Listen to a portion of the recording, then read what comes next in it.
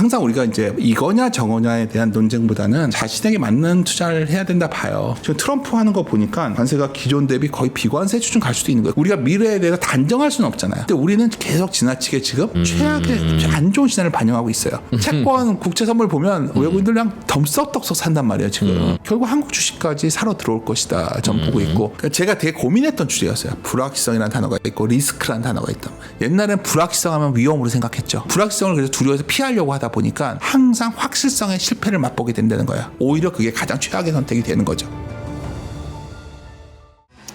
네, 3프로TV의 퇴근길 라이브를 시작하겠습니다. 오늘은 윤지호 경제평론가님을 모시고 오늘 내일 시황 이야기 아니라 투자를 하는 우리의 마음을 다시 한번 돌아보는 그런 시간을 함께 좀 가져보려고 해요. 이분은 많은 분들이 한국 주식에 대해서 갸웃갸웃할 때 가장 큰 목소리로 제가 아는 한 가장 큰 목소리로 한국 주식 마음 놓고 투자하셔도 좋습니다. 자신감을 가지세요라는 말씀을 하셨는데 설마 그럴까 싶어서 머뭇머뭇하다가 이제 지금에서야 이분 말이 옳았구나 또 옳았구나 라고 생각하는 중입니다.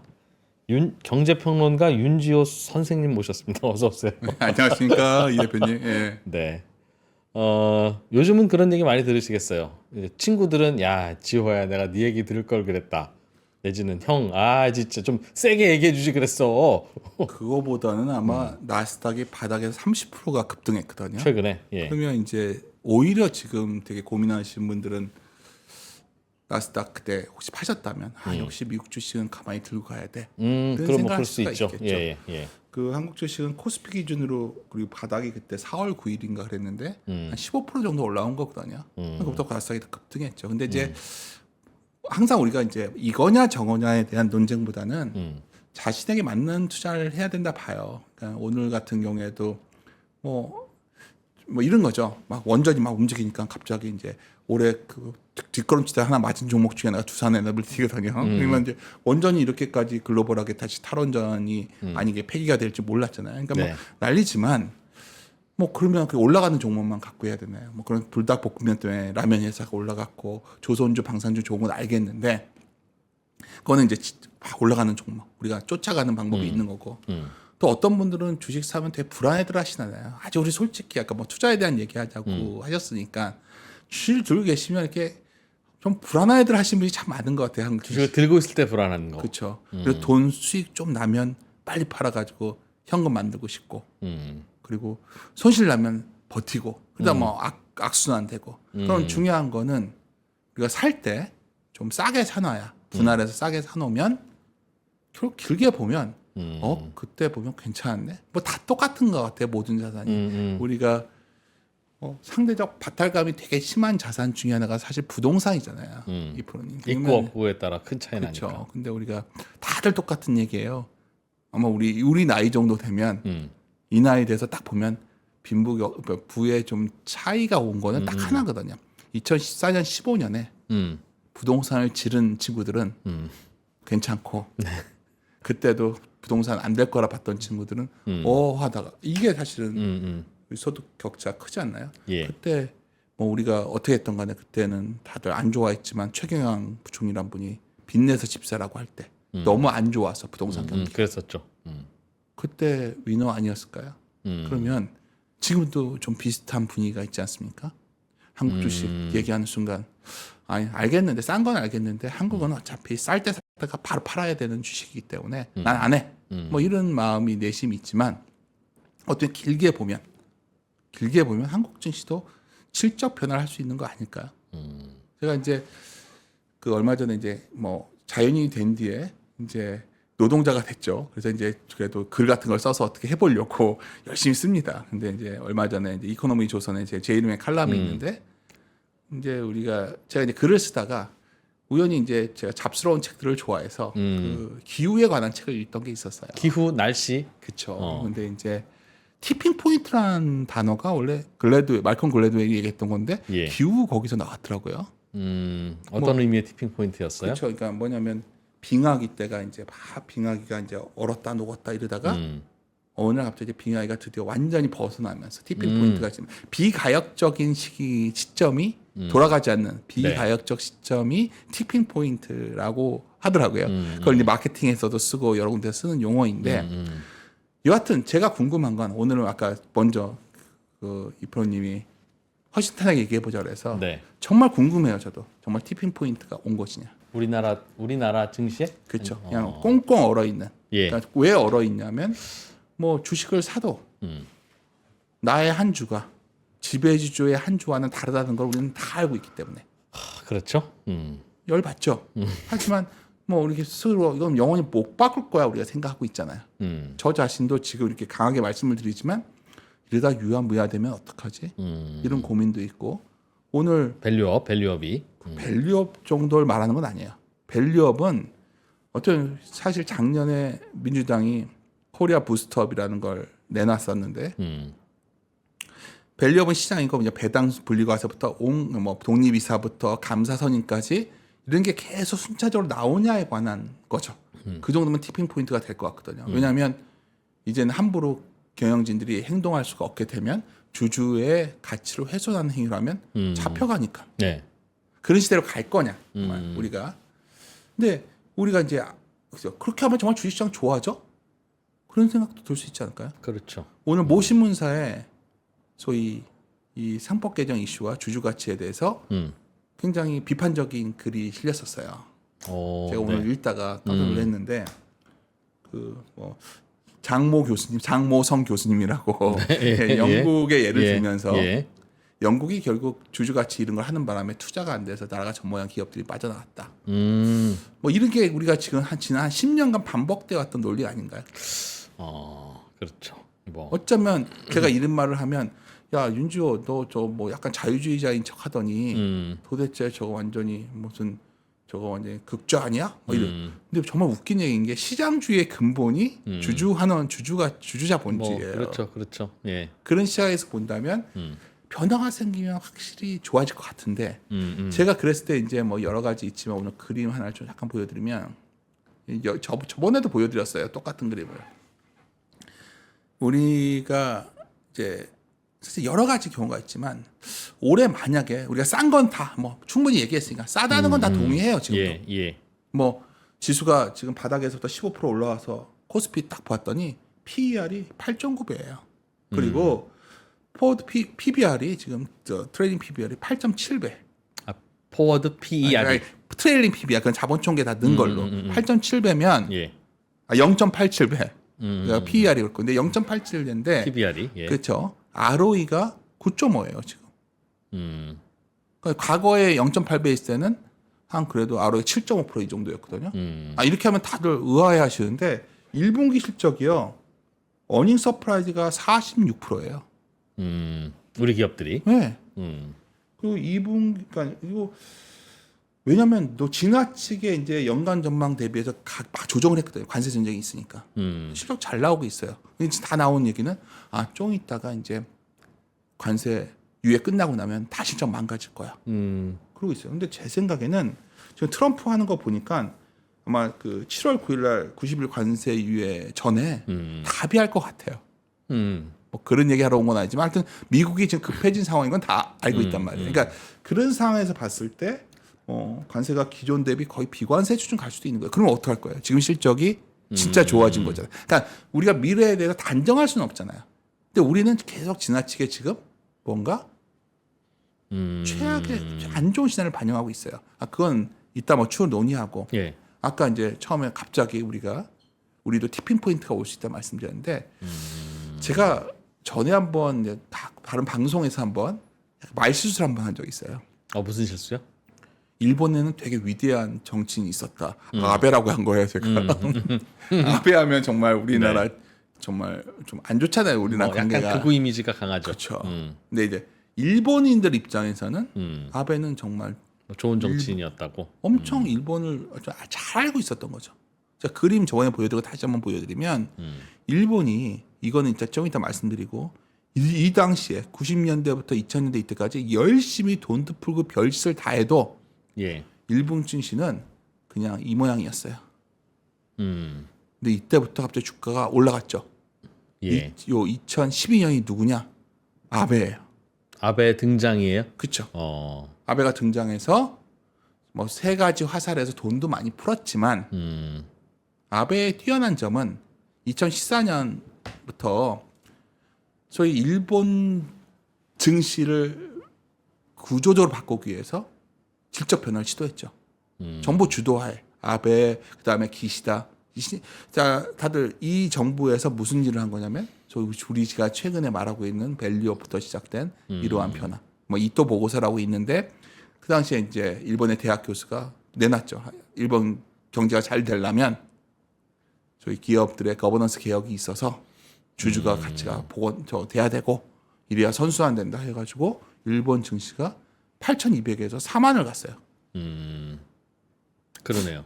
그렇죠. 이거는 뭐 우리가 뭐 한 번의 사례라고 비판할 수 있지만 어떤 면에서는 상당히 유사성이 있는 한국 증시의 한국도 그러니까 이럴 수가 있다는 생각이 드는 거고 공교롭게도 지금 세계 경제를 딱 보면 지금 레이건 행정부 때 뭐 했냐면 레이건 하면 감세 정책을 예. 했잖아요. 레포 곡선이라고 뭐 대표적으로 말아먹은 정책으로 알고 있지만 트럼프 행정부가 지금 뭘 갖고 나오겠어? 좀 있어요. 지금 관세 정쟁을 벌였지만 이 뒤에 나오는 거는 뭐 감세한다고 하더군요. 감세와 규제 완화겠죠.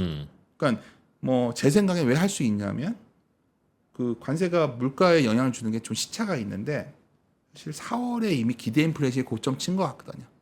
유가가 내려와 있기 때문에 제 생각에는 어떻게 간에 미국은 이제 어떻게든 다음 포지션 넘어가고 싶어 할 거예요. 감세로. 근데 제가 이제 감세가 좋다 나쁘다 말씀드린 게 아니라 그것도 분명히 증시에 좀 우호적인 거지만 감세가 되고 이러면 이익이 늘어날 테니까. 미국 소비가 좀 나아지지 않을까요? 네. 그리고 이제 뭐 어떻게 했던 간에 미국 경제가 이제 침체 안 들어가 보험성 금리 인하도 3분기 중엔 진행될 것 뭐 같으니까 하겠지. 예. 인슈런스 컷이 할 것 같으니까 뭐 그게 겹쳐요. 7월 9일 이후에는 사람들은 지금 7월 9일 이후에 세상이 불안해하고 있는데. 있지만 그런 게 뒤따라와요. 근데 우리 입장에서 생각을 해보면 그 레이건 때 뭘 한 거냐면 레이건 때 우리가 역사적 사건이 프라자 합의 아닙니까? 프라자 합의는 한마디로 말하면 나 무역 적자랑 재정 적자, 쌍둥이 적자가 심하니 이거 니네들이 해결해야 돼. 그거였잖아요. 그렇죠. 쉬운 거 거의 비슷한 거 아니에요? 당시에 그 프라자 호텔에 모여가지고 일본 참 웃긴 거예요. 그때 일본한테 돈에 네 엔화 저장시켜. 달러는 같이 절하시킬게. 결정해가지고 같이 한 무역 적자가 안 줄었어요. 근데 그 당시에 내가 여러 군데 그때 데이터 찾아보고 엄청 웃었는데 일본 사람들 그때 정말 좋았겠더라고. 왜냐하면 거의 270엔이었는데 230엔 갑자기 헷갈리네요. 근데 우리로 하면 1,400원이 600원 된 거예요. 몇 년 뒤. 그러면 정말 우리가 달러를 1,400원에 바꾸다가 600원에 바꿀 수 있으면 미국 가서 우리 막 가봤고 레스토랑 가보고 싶은데 다 가보고 사고 싶은 거 사고 이러지 않겠어요? 미국에 미친 듯이 미국 물건이 팔렸겠죠. 그 당시에. 예, 그러니까 그렇겠죠. 물건뿐만 아니라 어떤 다른 물건들이. 하여튼 그 당시 85년에 그게 있었고 이때 결국 그래도 재정 적자가 안 주니까 무역 적자가 루브르 합의라고 파리에 또 불러들여가지고 너희들 스스로 금리를 낮춰. 이게 또 미국이 해가지고 루브르 합의라는 게 있어요. 이 둘이 지은 시사점이 뭐냐면 이때까지 정도로 중국이 바보짓은 안 하겠지만 일본이 당했으니까 우리 증시 앞에 한국은행이 금리를 자꾸 낮추고 또 원화가 약간 강해지는 걸 미국이 용인하는. 그러니까 미국이 용인한다는 표현이 그런데 미국이 스스로 어쩌면 자신들의 우위를 내놓고 있잖아요. 그러니까 달러 패권주의라는 게 있다고 우리가 보면 예. 스스로 그걸 내리고 있다는 느낌 안 받으세요 지금? 달러 패권을 내려놓는다. 그러니까 스스로 멀티 커런시로 가는 거냐? 이런 시장에 의구심이 생기니까 뭐 타주 통화를 다각하고 금을 사고 이러는 건데 아니 근데 이것도 너무 당연한 게 패권이 강력한 힘이라는 거는 기술 우위인데 철저하게 지금까지 뭐 작년까지는 어떻게 됐던 간에 미국이 뭐 환을 다 떠나서 AI의 어떤 뭐 넘버원이었죠. 뭐 다른 나라는 도전할 수 없는 상황이었는데 이게 갑자기 중국이 툭하니 나타나가지고 뭐 이렇게 돼버리니까 그런데 우리가 또 미국이라는 나라가 왜 이렇게 발전했냐 물어보면 뭡니까? 뭐 주변에도 이 프로님들 주변에 보면 똑똑한 분들 미국 가서 좋은 회사 많이 다니잖아요. 엄청나게 이민도 많이 받아주고 미국 대학 많이 받아주잖아요. 예. 요새 미국 그 박사과정 입학이 안 된다고 하더라고요. 어드미션 안 나온다 그러더군요. 잘. 아시죠? 그러니까 네. 옛날엔 중국이고 뭐고 세대 똑똑하다는 사람들 다 받아서 불렀는데, 박사 연구실 집어넣고서 돌리다가 기업에다 갖다 썼잖아요. 음, 그게 바로 미국의 혁신을 가져왔던 인적 자본의 핵심이었는데 뭐 사실 이민자 정책은 우수인력 유입도 제한될 거고 아니 뭔가 이거는 갖다 붙이기 시작하면 뭔가 미국이 현재 트럼프가 갖고 있는 정책이 고점 찍고 내려오는 느낌이다. 자신의 어떤 패권적인 힘을 유지하는 정책이라면 약화하는 정책으로 가니까 당연히 달러가 좀 주춤해지는데 게다가 얼마나 그렇잖아요. 미국 입장에서 아니 자기가 제조업을 하겠다는데 이게 참 아니 우리가 이제 흔히 제가 이 말씀드려요. 자동차 얘기할 때 이제 현대기아차가 못 팔고 GM이 팔릴 거다. 그 미국에 팔린 GM차를 한국에서 만들어 갖다 보내는 거예요. 그렇잖아요. 그리고 알다시피 모든 부품들은 캐나다 거 쓰고 있고. 그러니까 미국 입장에서는 사실 이걸 하는 순간 여러 면에서 미국이 갖고 있는 소위 하드 파워보다 소프트 파워의 중심이었는데 소프트 파워도 약해되고 하드 파워가 이렇게 올라오려면 시간은 필요한 것 같고. 그리고 우리 입장에서 뭐냐면 그거를 미국이 그렇게 해서 안 좋다가 아니라 아니 결국 원화를 약간 강세를 유도하는 게 막 어떤 분들은 수출주가 큰일 나는 거 아니냐 그러지만 사실 미국은 미국대로 작동이 되는 거고 우리 입장에서는 돈도 풀고 원화도 강세가 간다면 사실 자본주의라는 게 옛날에나 실물이 지배했지 다 금융이 지배하고 있는 금융자본주의 시대가 왔는데 글로벌 자본이 한국 걸 뭘 사지 않겠어요? 당장 제가 보기에 가장 편한 자산이 하나 있어요. 한국 자산 중에. 뭐가 제일 편해요? 채권이죠. 아 내려갈 거 뻔하니까. 뻔하니까 그냥 막 채권 국채 선물 보면 외국인들 그냥 덤썩떡썩 산단 말이에요 지금. 그러니까 그러지만 아직 주식시장은 아직 뭔가 아직은 글로벌 여러 가지 불확실성 때문에 이러고 있지만 결국 한국 주식까지 사러 들어올 것이다. 전 보고 있고 한국 주식 사면 뭐 사겠어요. 우리나라에 무슨 뭐 주변주들 살까요? 그냥 어느 순간에 되면 큰 자금이 들어오면 그냥 한국의 대표 주식 시총상으로 쭉 나래비 세워 살 거라 보는 거예요 저는. 그러면 그 순간이 오면 아마 우리가 2014년에 했던 후회처럼 우리가 2025년 봄과 겨울에서 봄 구간을 아 그때가 그런 때여서 할 수도 있는 거죠. 어쨌든 간에 인플레이션은 잘 안 잡힐 거고 현금의 가치는 계속 떨어질 거니까. 뭐 우리가 그거에 대해서 뭐 여기 굳이 말씀을 안 드려도 뭐 느껴지시잖아요. 임금 소득의 가치라는 게 임금이라는 가치가 얼마나 떨어지고 있고 뭐 멀리 찾을 것도 없죠. 제가 방금 전에 어떤 분 만나서 얘기를 했었는데 여행 가보시면 전 세계 호텔 값이 너무 비싸요. 그럼 우리는 착각하는 거죠. 아, 너무 그 나라만 올랐나? 아니요. 다 올랐어요? 다 올랐죠. 그러니까 그런 현금의 가치가 떨어지는 구간에서 부동산이 어쩌면 우리나라의 첫 번째 대안이었는데 저도 부동산 좋아하거든요. 근데 아마도 주식으로의 어떤 시간 가치를 받아들이는 그러한 시대가 티핑 포인트가 시작된 거라면 그러면 저는 우리 증시에 대한 장기적인 시각을 그러니까 제가 이렇게 확신한다. 그렇게 될 것이니 여러분 날 절 믿고 따르세요. 뭐 선지자처럼 이걸 외치는 게 아니라 여러 주변 여건을 감안했을 때 하방은 제한적인데 상방의 가능성은 몇 꽤 가지가 열려 있다. 그 중에 몇 개만 걸려도 우리가 투자라는 게 뭡니까? 뭐 다들 유명한 구루들이 하는 말 있잖아요. 뭐 하나라도 걸려라요? 아니요. 워렌 버핏도 손해 보면 안 된다. 어. 원금 보존 이게 철학의 핵심 아닌가요? 원금 보존의 핵심은 뭐 어떤 분은 손절매를 잘해야 된다 이러지만 쌀 때 분할해서 사놓으면 예. 결국 그게 가치를 보존하는 방법이다. 그 시각에서 본다면 사실 오늘 주가가 좀 올라왔기 때문에 제가 제목을 갖고 온 거는 이거였어요. 뭐냐면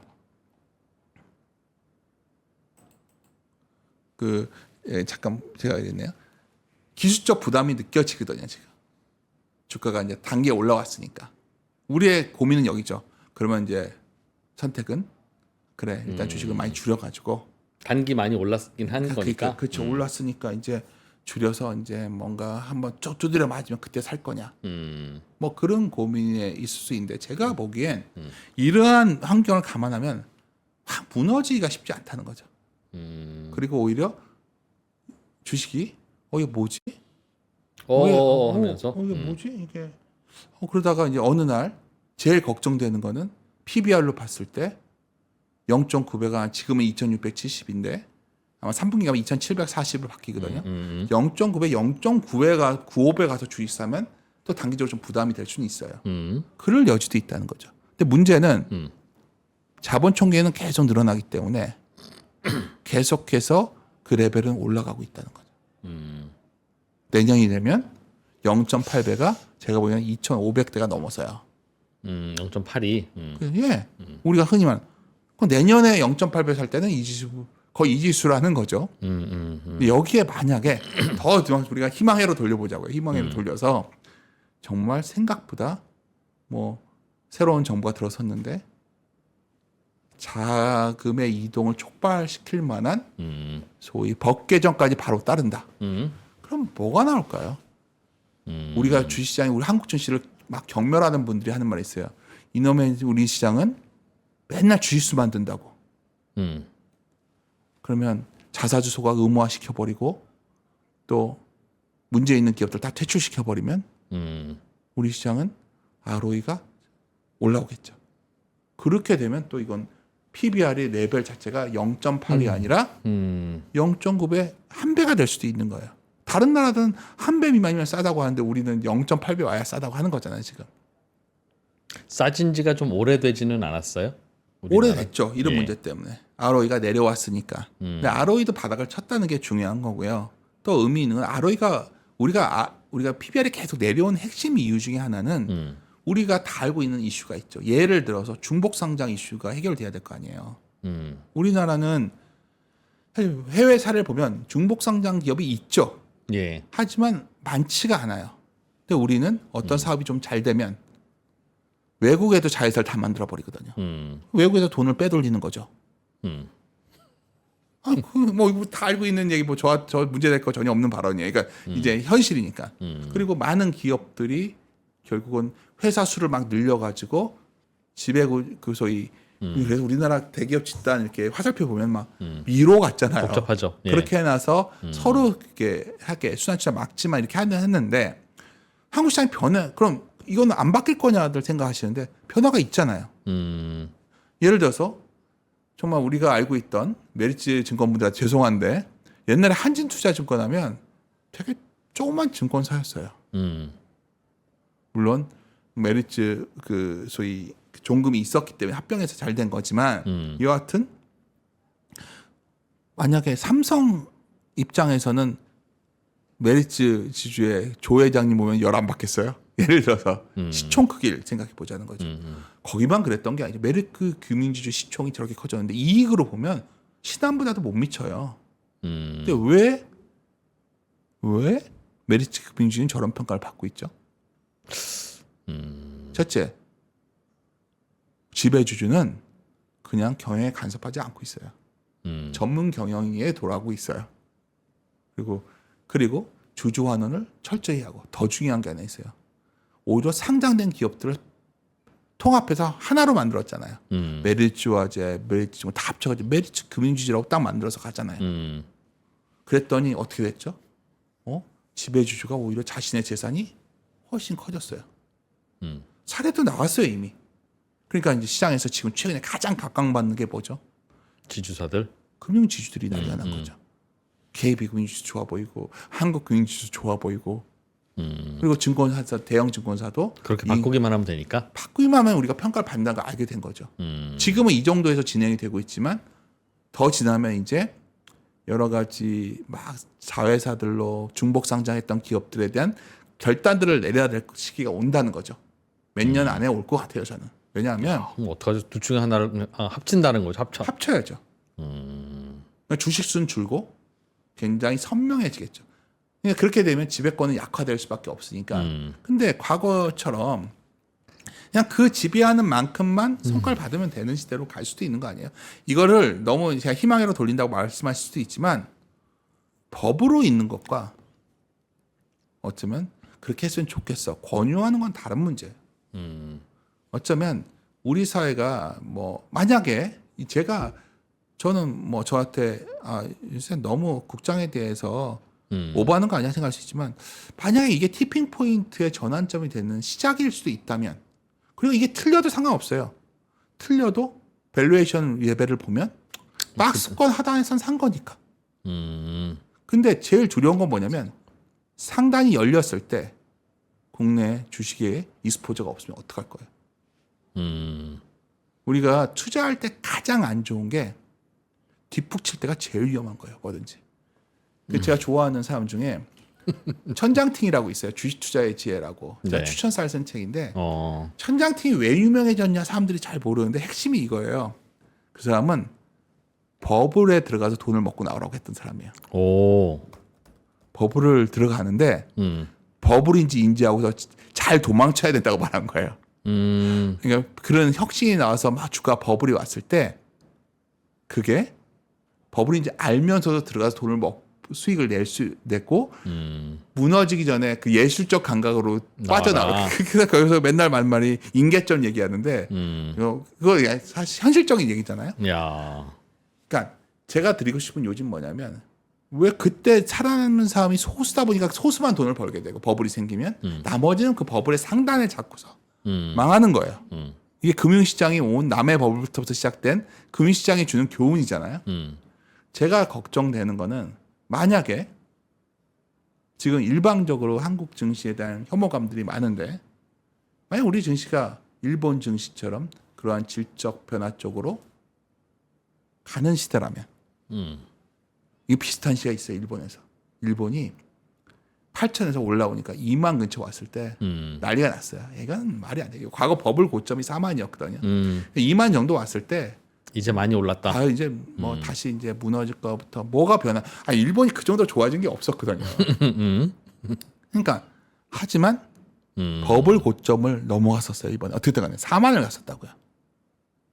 아 그래요.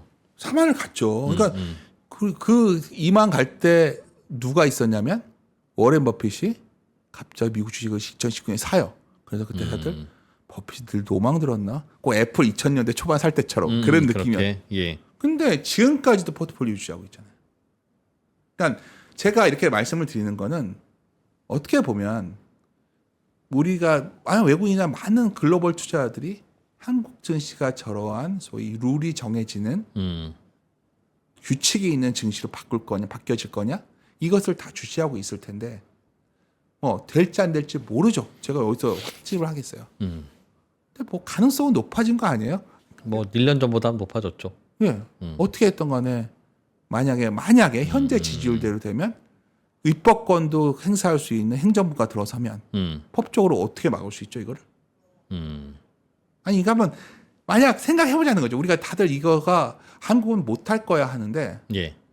만약 되면은 그 가능성도 고민해보자는 그래 거예요. 되고 날아가면 참 안타깝긴 하죠. 만약에 그 익스포저 없으면. 그렇죠. 그리고 근데 지금 만약 비싸다면 걱정을 하겠는데 비싸지도 지금 않으니 싸다면 또 원화도 강해질 수 있다면 굳이 여기서 매일매일 시세 보고 하면서 어제 미국이 빠졌는데 오늘 빠졌다. 미국 이렇게 이 매일매일 우리가 MTS나 ATS 고민할 시간에 오히려 좀 더 우리나라의 대표 기업들 중에서 분할해서 한 번에 그 주식을 사서 제일 문제되는 거는 한꺼번에 사니까 문제가 되거든요. 그럼 나는 앞으로 한 6개월 정도는 우리나라 그 대표 기업들을 사야지 나눠서 중간에 내려왔다 올라갔다 이러겠지만 팔할 때 산다 팔할 때. 그렇죠. 그것만 해도 몇 년 바라보면 괜찮지 않을까요? 뭐 저는 제가 무슨 뭐 엄청난 트레이딩을 감각을 갖고 있는 사람은 소수라 봐요. 근데 우리 많은 투자자들이 그러한 소위 다들 뭐 엄청난 트레이더가 되길 꿈꾸는 것 같아요. 뭐 누가 젊은 친구가 얼마 벌었다 하면 나도 똑같이 매일 단말기 한 5개 띄워놓고서 이렇게 하면서 하면 될 것 같지만 오늘 뭐 편하게 얘기하자니까 제가 좋아하는 것 또 하나 있어요. 그 천장지 책 얘기했으니까 예. 제가 천장지 책을 좀 좋아하는 게 뭐 쉬운 책인데 가끔 위트가 넘쳐서 좋아해요. 근데 이분이 퀴즈를 내거든요. 천장팅이 무슨 퀴즈를 내냐면 누가 전문가냐를 물어봐요. A라는 사람은 수익률이 똑같이 100%가 났는데 예. A라는 사람은 매매를 정말 수없이 많이 해가지고 100%를 냈다는 거예요. 그러니까 투자 수익률이 100%라는 거예요. 네. 아니, 가정을 하자는 거죠. B라는 사람은 샀다가 손절매 친 게 한 80%인데 음. 한 종목에서 300%가 나가지고 음. 100%가 났대요. 그럴 수 있죠. 예. 누가 전문가냐고 물어봤어요. 누굴 것 같습니까? 우리 답을 알고 있죠. 사고 팔고 해서 100%된 거하고 예. 가만히 갖고 있는데 하나가 뜨고 나머지는 그 잘 골라서 수점해야지만 결국 그거를 잘 이익을 길게 가져가서 돈을 번 사람이 있다는 거죠. 좋게 싸게 사서. 뭐 답을 정해놓고 물어봐서 그렇지만 예. 첫째 A는 왜 말이 안 돼요? 100% 수익이라는 건 있을 수 없다는 거예요. 투자할 전생을 놓고 보면. 아, 좋을 때 그냥 컨디션 좋은 것이다. 그렇죠. 우리가 과거에 그거는 수없이 예가 있죠. LTCM이라는 정말 탁월한 소위 노벨상을 받았던 경제학 노벨상 받았던 재무 전문가와 정말 그 당시 최고의 소위 메리웨더라는 감각 있는 시장 펀드 매니저가 만든 회사였지만 결국 그 무이용 거래라고 생각했죠. 그게 파산했잖아요. 예. 그러니까 여러 가지 수많은 영웅들이 있었지만 결국 우리가 생각할 수 있는 건 제가 드리고 싶은 문제는 결국 그러한 하방이 제한적이면서 상당히 열릴 수 있는 그리 많지 않은 시기에 주식을 포트폴리오를 짜놓은 사람들이 결국 길게 보면 위너가 된다는 거예요. 그러니까 질문하고 싶은 계속 요즘 뭐냐면 우리가 그런 시기가 된 것이냐에 대한 고민이죠. 그렇죠. 예. 지금은 그렇게 좋진 않아요. 왜요? 기업들도 안 좋고 실적도 안 좋고 대외 환경도 안 좋고 그래서 인구 구조도 줄고 있고 애도 안 낳고 있고 그래서 뭐가 돼 있는 거냐면 이러한 어서터티 불확실성 때문에 사람들이 리스크를 과도하게 인식해서 싸져 있는 거예요.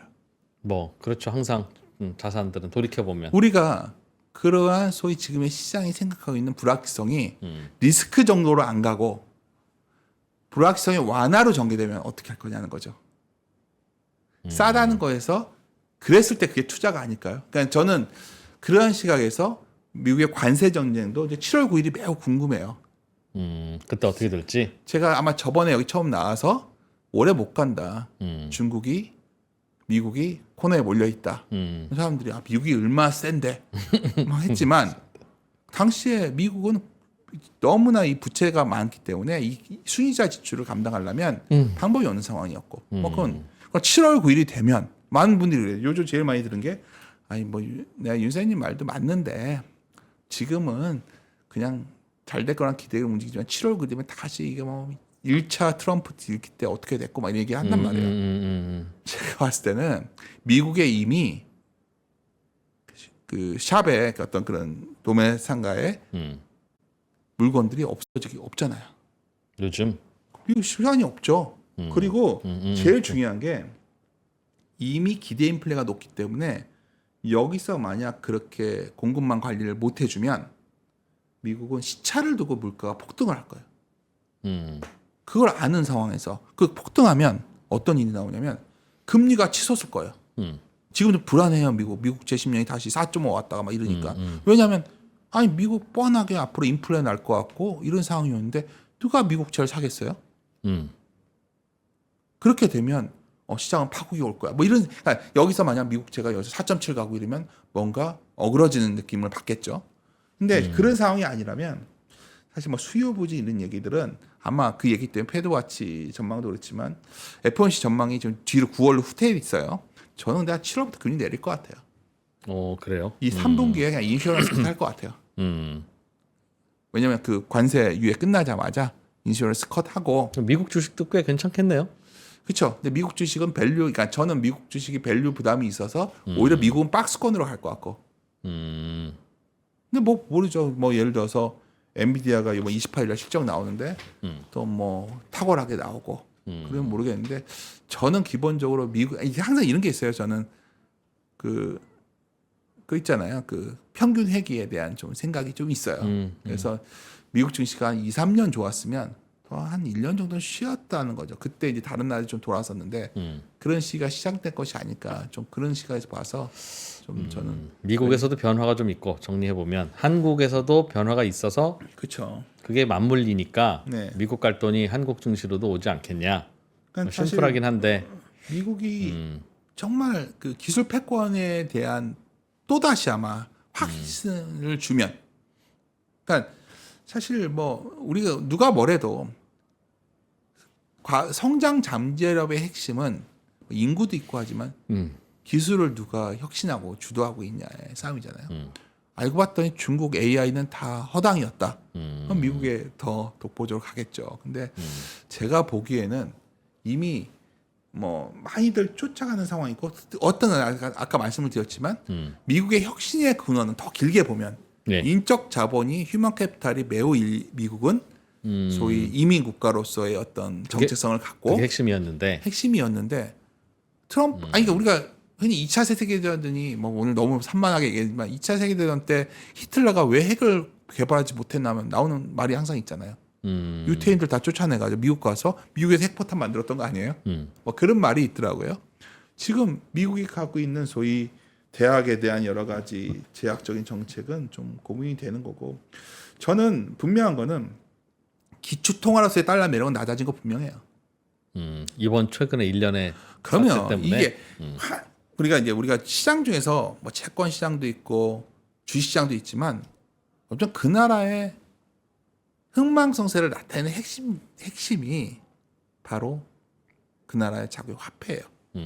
2차 세계대전 이후에 케인즈라는 위대한 경제학자가 그렇게 소위 방코르라는 국제화폐를 만들고 싶어 했지만 그때 달러가 패가 돼버렸잖아요. 왜? 미국이 최고니까. 그리고 미국이 이미 금을 다 갖고 있었잖아요. 그게 패권국가 아니겠어요?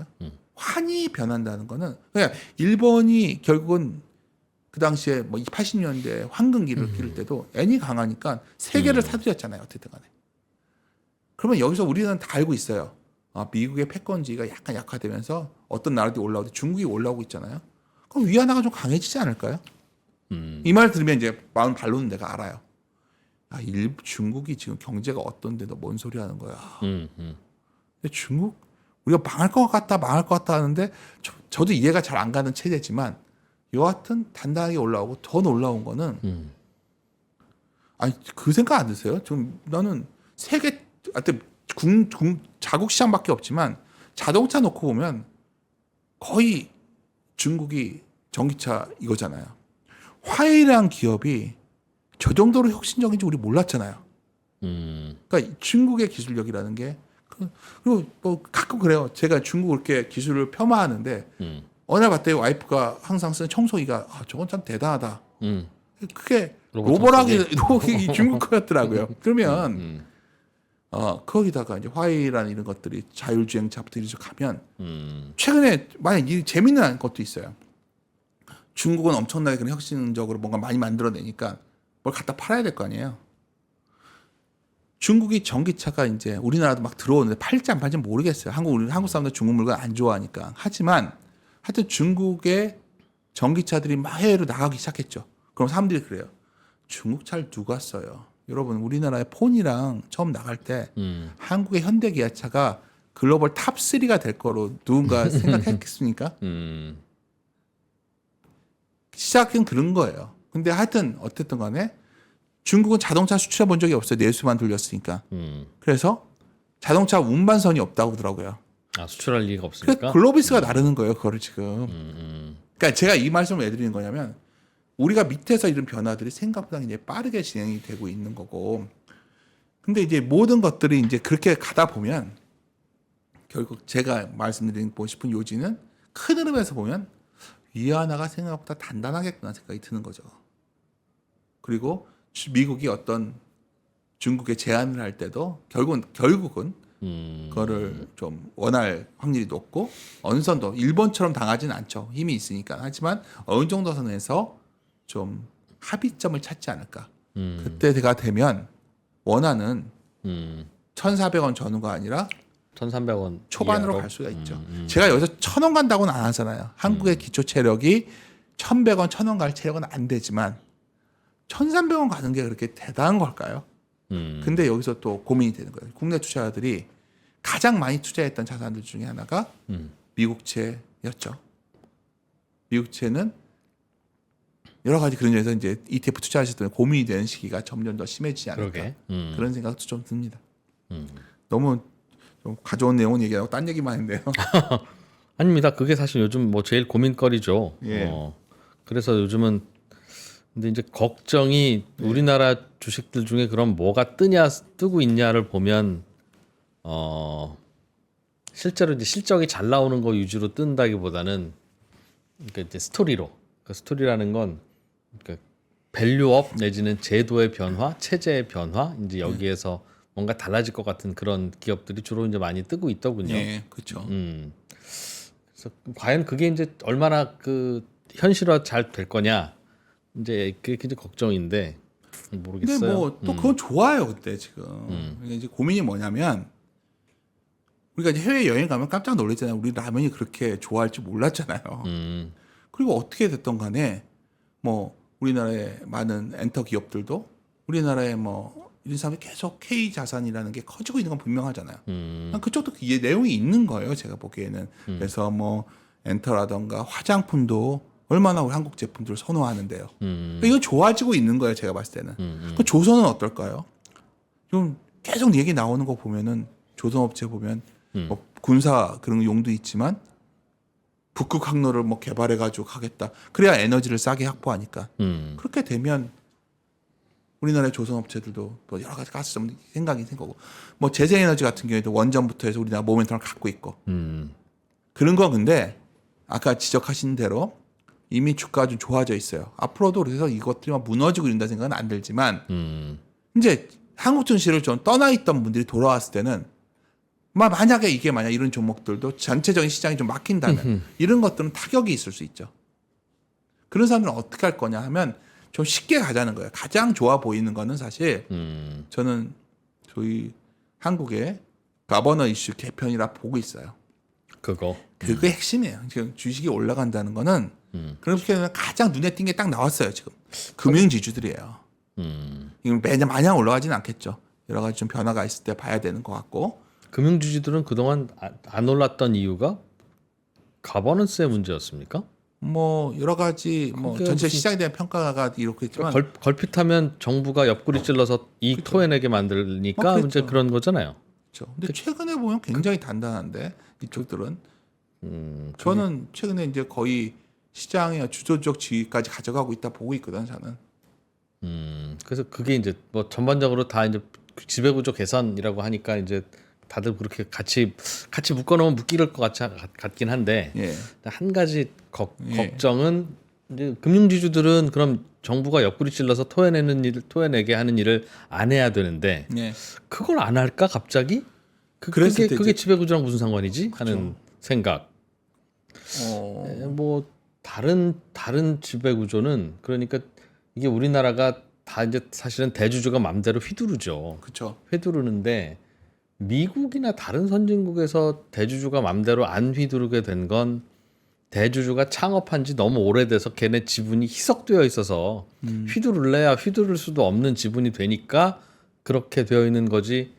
지금 뭐 테슬라는 일론 머스크가 지 맘대로 하잖아요. 그렇죠. 그러니까 미국도 휘두를 지분 있는 놈은 휘두르더라고요. 그렇죠. 네. 그러니 우리나라도 휘두를 지분이 있으니까 휘두르는 거니까 이게 갑자기 어느 날 안 휘두르게 될 수 있을까? 오래 걸리죠. 라는 생각이 들어서 그냥 또 꿈을 향해 달려가는 건가 우리가 그런 지적 그래서요. 부분은 충분히 일리 있는 지적이고 근데 이제 한번 생각해 보셔야 되는 게 우리가 아까 이제 그러한 논리로 많이들 저번에 PF 문제가 됐을 때 예. 금융지주들이 굉장히 그거 피해가 얼마인지 맨날 계산을 했죠. PF. 그렇죠. 그래서 그 당시에 부동산 익스포저가 어느 정도냐 뭐 이런 거 계산하고 했었잖아요. 그랬었죠. 증권사들 많이 어렵다고 하고. 네. 그때가 바닥이었어요. 그렇긴. 그렇죠. 그때 가장 안 좋았던 건설사들이 주택 익스포저가 높은 것들이었어요. 예. 올해 가장 앞서가는 게 HTC 현대산업개발이고 현대건설 뭐 이런 것들이에요. 그러니까 제가 말씀드린 거는 이게 참 주식시장이 참 뭐 지나가면서 보면 아까 굉장히 중요한 말을 하셨는데 우리 꿈이라는 말을 하면 되게 좀 마바라 같은 느낌을 받긴 하지만 사실 미래의 기대를 땡겨온다는 표현하면 좀 더 고상하지 않나요? 그렇죠. 과거보다는 미래 걸 가져온다고 봤을 때 미래를 뭐 가치를 평가하는 것도 있겠지만 미래의 어떤 성장의 가능성을 땡겨온다고 본다면 저는 금융지주들은 그러한 주주환원이라든가 주주가치 변화에 선도했을 수 있다는 거예요. 그리고 과거 보면 이런 사례가 나오면 굉장히 중요한데 메리츠라는 사례가 나왔단 말이에요. 이게 확산되고 있어요 지금. 왜냐하면 어디서 확산되고 있냐? 통신주도 그런 식으로 움직이고 있고요. 그렇죠? KT 하면 얼마나 무거운 회사였어요. 작년 11월에 스스로 주주에 관한 장기적인 비전을 선포한 뒤에 굉장히 강력한 상승을 이어가고 있죠. 그러니까 그런 시각에서 뭔가 대주주들 입장에서도 그냥 내가 이걸 내 거를 사유화하기보다는 내 재산의 가치를 전체로 키우는 거에 대한 고민들로 결국 젊은 세대의 어떤 그 온실반응이 변할 수밖에 없고, 근데 다만 그렇게 나갈 수 있게끔 상속세 관련된 걸 동시에 진행을 해줘야 된다는 생각을 갖고 있고, 투자자들한테는 배당소득 분리과세라는 걸 해줘야겠죠. 이런 것들이 법적으로 빨리 진행될 수 있냐가 매우 중요하다는 거예요. 그러니까 오로지 지배구조 하나만 갖고 어떻게 뭘 바꿉니까? 제가 보기에는 투자자들의 배당 투자를 했다. 근데 배당 투자해봤자 뭐 2천만 원만 되면은 세금 내야 되면 그 누가 배당 투자를 하겠어요. 그냥 그건 분리해 달라는 거죠. 그런 대주주들 입장에서, 지배주주 입장에서는 내가 자식한테 상속해줘야 되는데 상속하면 회사 다 뺏게 생겼으니까 내가 이렇게 한 거 아니에요, 지금까지. 그 문제도 해결을 해줘야겠죠. 근데 그 부분이 굉장히 고민스럽지만, 그러니까 그것까지 해야 되는 건데 과연 이게 될까 우리나라에서? 저는 최근의 발언들을 종합해 보면 맥락은 파악하고 있다는 생각이 좀 들었거든요. 이제 대통령 나온다는 분들의 발언. 그러니까 예를 들어서 현재 국회의원들 중에서도 우리가 흔히 여의도 사람들이 도대체 저쪽 국회의사당 근처에 있는 사람들은 뭐 잘 알지도 못하고 무식하다고 그랬지만 어떻게 됐든 간에 최근에는 여의도 쪽에 있는 분들도 많이 그쪽으로 가셨고 몇 분들이 가셔서 좋은 제언을 해주신 건지 최근에 특히 그 여자 국회의원 분 계신데 상당히 많이 공부를 하고 나오신 것 같거든요. 그러니까 그런 것들이 법안이, 그러니까 중요한 건 그게 법제화되냐가 마지막에 걸렸잖아요, 저 항상. 근데 제가 만약 현재 스케줄대로라면 법제화가 올해 중에도 될 수 있는 거 아니에요? 분리과세 같은 그쵸. 거, 그죠? 올해 중에 만약에 여름에 갑자기 여름 8, 9월에 다 된다 쳐보자고요, 우리가. 그러면 배당주들은 어떻게 될까요? 그러니까 우리가 자꾸 지금까지 안 됐으니까 제가 아까 처음에 티핑 포인트란 말씀을 드렸는데 그러한 빙하기는 안 풀릴 거야. 우리는 영원히 동토의 땅이야, 한국 증시는. 정말 전 세계에서 가장 낮은 PBR 레벨 0.8배에서 1배 가는 시장이 정말 슬픈 얘기 아니겠습니까? 이 우프고 슬픈 현실에서 벗어날 게 생긴 거냐. 이거는 시장에서 자생적으로 변하는 게 아니라 룰이 바뀌어야 돼. 규칙이 바뀌어야지만 티핑 포인트가 생기는데 저는 그쪽으로 가고 있다는 생각이 들어요. 그게 이제 가는 게 어렵다는 게 굉장히 저항도 격렬해지겠죠. 아마도 많은 매체에서 이렇게 가는 순간 너희들 이제 우리 투자도 안 하고. 근데 희한한 움직임이 있어요. 요즘 알게 모르게 해외 행동주의 펀드들 들어오지만 국내에 좀 돈 좀 있다는 그룹에서는 지분들을 사요. 뭐 예를 들어서 의지가 지금은 있는 것 같지는 않지만 호반은 왜 LS도 사고 한진칼도 사냐는 거예요. 지금이야 산업은행에서 바보입니까? 지금이야 그런 거 나는 손들어줄 생각 없어 얘기하겠지만 아니 지분 경쟁들이라는 단어가 어쩌면 굉장히 현실화될 것 같고 행동주의자들의 행동들도 굉장히 개입이 될 것 같고 그래서 저는 농담처럼 제 친구 동생이 변호사라는데 진짜 일감이 요새 없다고 하더라고요. 변호사분들도 일감이 많아질 수 있죠. 이제 기업 관련된 이런 일들이 많아질 수가 있고 미국 보면 변호사들이 상당히 많은 이쪽 일을 하잖아요. 그래서 저는 행동주의적 성향을 가진 액티브 펀드들이 상당히 활성화될 수 여지도 있다. 한국 증시에도 뭐 코웨이 같은 회사들도 그렇고 그런 행동주의 관련된 기업들 하나하나 움직임 보면은 뭐 상당히 긍정적인 흐름이 결과를 가져왔기 때문에 제가 어떤 하나의 원인 때문에 이런 변화가 가속화될 거라 보이고 있지는 않지만 저희 같은 사람들이 이런 판단을 내릴 때는 여러 가지 정보 및 또 대화나 자료를 읽고 나서 허브가 돼서 제 스스로 2차적 사고를 해서 추론을 하는 거잖아요. 네. 저에게 만약 정말 편하게 오늘 말을 했으니까 정말 그렇게 될 것 같냐 물어본다면 저는 빨리 될 것 같거든요. 오히려. 예, 그래서 자꾸 올해 초부터 막 강하게 말씀을 드리는 거예요. 그러니까 저는 몇 번의 그러니까 시간 투자 시장에 오래 있었다는 게 장점은 아니에요. 오래 있었다는 거에 강점이 딱 하나 있어요. 아쉬움을 많이 느껴봤죠. 그러니까 맞아. 주식 투자에 실패하는 것보다 그쵸. 주식이 오를 때 주식이 없는 게 너무 큰 그러니까 실패다. 많은 사람들이 공감하는 게 그게 소수가 되는 이유는 어떤 사람은 과거에 그러니까 우리가 반복 앞서 얘기를 하지만 좀 미래지향적으로 어떤 변화 시점을 잘 잡는 사람들이 돈을 버는 거예요. 그리고 박현주 회장님이 지금이야 그렇게 됐지만 미래에세이 처음에 압구정동에 그거 만들었을 때 뭐 죄송합니다만 거기 처음 갔던 사람이 뭐 저 되겠어 했던 곳이 미래에셋이 저희 중국 펀드 하면서 대박이 났던 거고 예. 금융이라는 건 그런 거거든요. 그러니까 계속해서 반복해서 그런 기회가 왔을 때 한국 자산시장이 왜 그럴 수밖에 없냐? 우리가 인정을 할 수밖에 없는 현실이 있잖아요. 돈은 끝없이 풀리고 있고 멈출 수가 없어요. 망하니까. 뭐 이거를 뭐 마르크스가 될 수가 없어요. 네, 네. 금융자본주의는 멈출 수가 없게 됐어요. 돈은 계속 풀 수밖에 없어요. 망하지 않으려면. 그러면 현금의 가치는 계속 떨어질 거예요. 뭔가의 자산은 시간에 따라서 올라가야지만 내 자산이 근로소득이 아닌 다른 자산을 바꾸지 않으면 난 가난해질 거라는 건 확실히 알고 있어요. 한국은 그래서 부동산도 저는 좋게 봐요. 근데 부동산이 일방적인 시장이었다면 한국이 부동산 외의 시장도 좀 주식도 갈 때가 됐다. 갈 때를 온다면 어쩌면 소액 자본을 가진 사람들의 부의 징검다리가 되게끔 하는 정책들이 나올 거라는 거죠. 저는 왜냐하면 이것도 이렇게 보는 이유가 강남 부동산이 너무 올랐거든요. 이거는 이제 네. 그들만의 리그가 되었기 때문에 더 이상 돈이 그들끼리의 경쟁이 될 것 같아요. 트로피 자산 그쵸. 가져가는 정도. 그 나머지 자산은 어디서 경쟁이 벌어지겠냐는 거예요. 돈의 유입이. 할 게 없어요. 현금은 갖고 있을 수가 없어요. 그거는 자신 있게 말씀드릴게요. 네. 옛날에 금리가 이렇게 높고 근로소득으로 먹고 사던 시대에는 현금의 가치가 크니까 이자도 많이 받아 이자로 우리 은행에 넣어놔도 먹고 살 수 있었어요. 그 시대가 끝났고 지금은 어쩌면 우리가 자산의 가치를 불리지 않으면 내 어떤 부는 줄어드는 시대가 갔기 때문에 어차피 선택을 해야 된다는데 물론 많은 분들이 선택을 한 거죠. 한국은 질전머리 나니까 난 미국에 선택할 거야. 뭐 틀렸다고 안 봐요. 4, 5년, 10년 바라보고 한다. 오케이. 예. 근데 저는 그거보다는 싼 게 보이는데 올해는 올해뿐만이 아니라는 얘기죠. 그러니까 자꾸 올해 그러니까 지금 시장에서 뭐냐면 한국 싼 것도 알겠고 올라갈 것 같아. 어차피 어느 정도 가면 멈출 거야. 그렇게 생각하는 게 90%라는 거죠. 한국 시장에 장기 투자라는 개념이 있다 보십니까? 없어졌어요.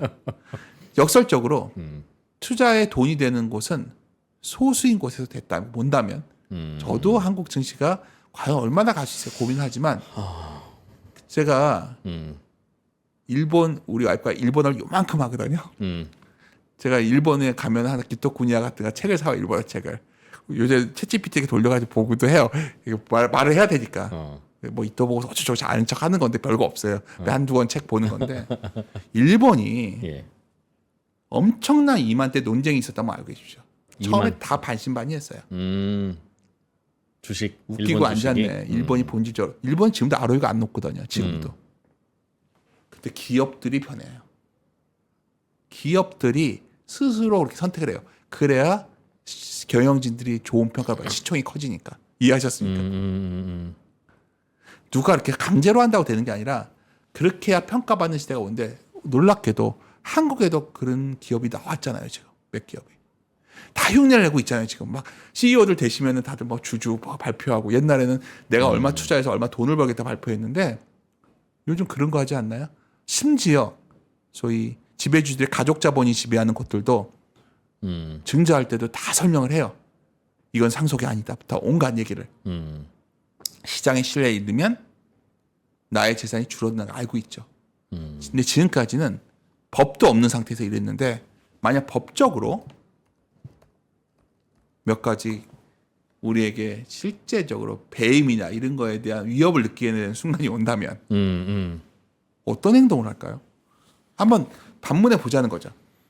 지금 그렇게 된다를 떠나서 그럴 가능성이 좀이라도 있다면 쌀 때 잡아두는 게 맞는 거 아니냐는 거예요. 그럼 뭘 사냐? 그래서 싼 것들 많죠. 삼성전자도 싸고 현대차도 싸고 뭐 이렇게 어렵게 생각할 필요 없다. 대한항공도 싸고 싼 것들을 사놓고 한번 보자는 거죠. 그래서 과연 되냐 안 되냐는 뭐 지금 좋은 것들이 있는데 그거는 굉장히 뭐 단기로 주식을 열심히 하시는 분들한테는 그런 게 필요하고 제가 여기 와서 뭐 두에빌이나 얘기하고 현대건설 얘기했지만 그거는 그럴 때 하는 종목이고 지금 시점에서 뭔가 지수에 대한 부담이 생긴 시점에서 단기적으로 그럼 난 뭐 분할해서 사세요. 한 번에 살려고 하니까 이게 안 되는 거예요. 난 3개월간 한번 사본다든지 그러다 보면 평균 단가 맞춰주고 아마 그때쯤 되면 선거도 끝나고 미국도 7월 9일날 끝날 거고 모든 것들이 좀 마무리가 불확실성이 완화된 시기가 왔을 때는 아마도 저는 생각보다 우리 증시가 왜 이러고 있지 하는 고민을 하겠죠. 증시의 고점은 항상 확실성일 때 나왔지 불확실할 때 나오지 않았어요. 확실해 보일 때가 고점이었지. 미래가 장밋빛으로 보이고 논리가 명확해질 때가 고점이었지. 고점이지. 요즘처럼 설왕설래 이럴 때는 수도 있고 저럴 수 있다는 불확실성이 되는 구간에서는 모르겠어요. 이거는 정말 뭐 오늘 이자님 원래 자료 같은 거 하나도 안 하고 마바라처럼 얘기를 했는데 불확실성이라는 단어처럼 투자에게 중요한 단어가 없거든요. 무슨 말이에요, 그게? 그러니까 제가 되게 고민했던 주제였어요. 불확실성이라는 단어가 있고 리스크라는 단어가 있단 말이에요. 근데 이제 어떤 책에서 이제 보고서 제가 이제 많이 자주 언급을 했었는데 옛날엔 불확실성하면 위험으로 생각했죠. 근데 이제 왜 불확실성을 두려워하냐? 사람들은 확실성을 좋아하는 인간은 그래서 이렇게 무속신앙에 빠진다고 하더라고요. 왜냐하면 미신은 이렇게 있잖아. 미래 이렇게 될 거야. 그리고 사이비 종교도 예언자들은 종말이 올 거야. 인간은 그걸 추구한다는 거예요. 확실성을. 예. 하지만 불확실성을 그래서 두려워해서 피하려고 하다 보니까 항상 확실성의 실패를 맛보게 된다는 거야. 오히려 그게 가장 최악의 선택이 되는 거죠. 불확실하기 때문에 사람들이 다 도망가고 두려워하고 피하다 보니까 좋은 자산은 불확실할 때 사람들이 두려워서 버리게 되면 그 불확실성 리스크가 아니거든. 위험이 아닌데 위험이 없는 자산이 싸져 있다는 거죠. 그러니까 지금의 거하고. 불확실한 상황을 만약 우리가 7월 9일까지 불안하고 뭐 때문에 대선 뭐 때문에 이 정책이 할 거 아닌가 그래서 여기 있다고 생각을 해본다면 그래서 싼 거라고 생각한다면 불확실한데 비싸지 않은 거는 그건 리스크는 아니다. 그렇죠. 불확실성과 리스크는 동의어가 아니라는 불확실한데 비싸면 그때부터 리스크가 생기는. 되는 거죠. 그러니까 불확실성은 어떤 가격에 가져오냐에 따라서 리스크가 정해지는 건데 사람들은 그냥 불확실성 하면 불안하고 두려우니까 리스크로 생각한다는 거죠. 그러네요. 그러니까 저는 이 시점에서도 항상 지금의 불확실하긴데 그래서 우리에게 아직 기회가 있다고 생각하는 거예요. 이게 제가 오늘 나와서 이 기자님한테 너무 좋아 보여요. 진짜 이제 미국 문제도 다 끝났고요. 뭐 상법 개정도 다 이걸 얘기한다면 그런 얘기하는 날이 혹시 온다면 그런 날은 오히려 고민이 되는 거죠. 밸류가 부담스러울 수가 있고. 한번 제가 너무 좀 제 입장에서 제가 생각하는 시장을 바라보는 관점을 말씀드렸는데 저는 이러한 시각에 그러네요. 접근했을 때 상당히 매력적이고 좋은 결정을 많이 내려봤어요. 근데 그런 시각에서 본다면 아까 이제 처음에 이제 이 기자님이 저한테 윤생은 그래도 조금씩은 시장을 쫓아가는 것 같아. 내 나름 비기예요 이게 나름. 이게 뭐냐면 지금 불확실해서 사람들은 제가 뭔가 약한 고리를 찾고 있지만 전 불확실해서 뭐가 싸냐만 찾고 있어요. 그게 더 매력적일 수 있다고 좀 봅니다. 알겠습니다. 그런 시각으로 한번 뭐 열심히 잘 또 들여다볼게. 다행히 주식을 사기에 아직 늦지는 않은 것 같다. 그렇죠. 뭐 기술적으로 보면 좀 부담스러운데 그 부담스러운 것들도 있고 그것 때문에 아직 못 간 것들도 있고. 하여튼 무조건 나눠 사시면 됩니다. 그게 비싼 걸 사든 싼 걸 사든. 그렇죠. 나눠 사야 되는데 저라면 비싼 거는 당분간은 뭐 비싼 거의 비중을 뭐 30 정도 둔다면 싼 거 비중을 점점 올려가는 50대 50이었다면 비싼 걸 좀 줄이고 잘 안 오른 것들. 그렇죠. 그 안 오른 것 중에서 그래도 그러한 아까 큰 메가 트렌드의 변화가 있는 것들 중에 싼 것들. 근데 그건 다 움직였기 때문에 지금 남은 거는 이제 남은 게 많지 않아요. 남은 거는 솔직히 말하면 시총 상위줄 정도 남았어요. 한국 증시 자체가 가라앉아 있는 길이에요. 그래서 오히려 밑에서 더 올라왔다. 그렇죠. 그런 것들이 오히려 지금은 날 수도 있겠다 생각하는 거죠. 매력적인 것, 좋은 기업들은 좋은 주가를 약간 벗어나고 시작했고 아주 좋은 기업은 아닌데 좋은 주식이 된 것들은 아직 좀 있으니까 있다. 네, 그런 상황인 것 같습니다. 시총 상위주 중에 좀 덜 오른 것들을 오히려 찾아보면 괜찮을 것 같다. 뭐 길게 보면 그게 낫다는 생각을 갖고 있습니다. 알겠습니다. 네. 너무 오래 한 거 아닌가요? 아닙니다. 네. 저는 우리 국내 주식 별로 안 담고 있는 분들은 야, 이 말이 맞을 것 같단 말이야. 불안한데. 아이, 지금. 그거 글쎄 다시 말씀드리지만 나스닥이 바닥에 30%가 뛰었다 점에서 본다면 네. 미국의 주식에 대한 어떤 굉장히 강한 힘도 유지되고 있어요. 근데 그렇죠. 예. 그러니까 각자의 성향 차이입니다. 근데 저는 이제 너무나 국내 주식에 대한 혐오감이 높고 그럴 저는 아무리 때가 봐도 내년 정도까지는 한국 주식가 이럴 수가 하는 느낌도 받을 수 있는 시대가 왔다 이렇게 판단하고 있습니다. 예. 네. 항상 그 방향으로 또 공부를 좀 해보겠습니다. 네. 윤지호 전 센터장님 고맙습니다. 감사합니다.